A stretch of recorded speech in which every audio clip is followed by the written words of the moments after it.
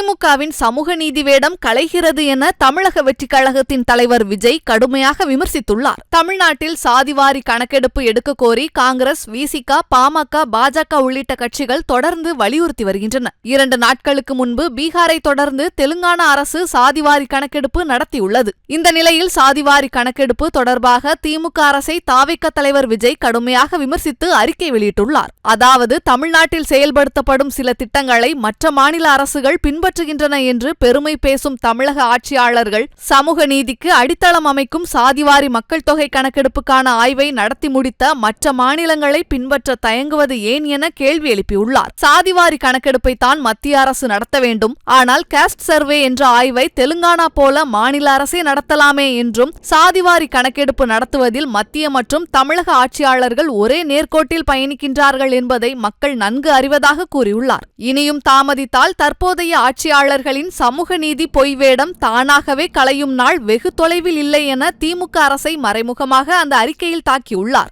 செய்திகளை உள்ளது உள்ளபடி தெரிந்து கொள்ள ரெஃப்ளெக்ட் நியூஸை சப்ஸ்கிரைப் பண்ணுங்க.